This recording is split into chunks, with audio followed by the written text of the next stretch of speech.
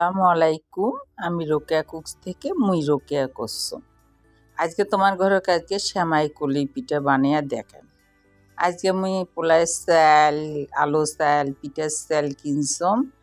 এখন মোর বোনগুলি আসছে, মোরা 4 বোন, মোর মাও আসছে মোর বাড়ির। এই যে সগলে মিলিয়ে এই পিঠাটা বানাবো। অনেকগুলো মানুষ লাগে। চাউলগুলো ধুইয়ে ঝরে দিছম, আটা কুটে জন্য মিলত পাঠাইছম। এখন নারকেলগুলো করে নিবার নেকছম। নারকেল কোরানো মোর শেষ। এখন এটা গুড় দিয়ে জাল দিয়ে নাড়ুর মতো এনা করি নেওয়া লাগবে আঠালো। তারপরে যে আটার কাবা মোর এক বনে করলো, আর এক পাশে নারকেলের নাড়ু করবার নেছে। এখন মোবাইল নিয়ে তো দেখানো যাচ্ছে না, দৌড়াদৌড়ি।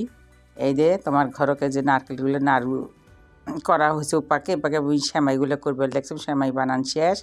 কলইগুলো মোর বোনেরা বানাইছে, আমিও বানাইছি। দুধ জাল দিয়ে থুইছম। এই তো দুধগুলো মোর ঘন হয়ে গেছে। এখন খেজুরের গুড়গুলো জাল দিবার নেক্সট ঘন হলে ঢালি দেওয়ার মধ্যে ঢালি দেওয়া হয়ে গেল। আস্তে আস্তে কলইগুলো, এইটার হলো নিয়ম, হলো প্রথম হলো সেমাই কলইগুলো আগে দিতে হবে, একটু একটু করে সিদ্ধ হয়ে যাবে। তারপরে কলইগুলা, যেটা কলই দেওয়া হয়ে গেছে, এখন সেমাইগুলো আস্তে আস্তে আমি এর মধ্যে ঢেলে দিচ্ছি, নাহলে ভেঙে যাবে। কলই আর সেমাই দিয়ে আস্তে জাল দিয়ে বাইরে একে বলক তুলবার নেক্সম। অল্প অল্প যে থগর বগর বলক উঠি গেল। এই যে মজাদার সুস্বাদু সেমাই কলই পিঠে।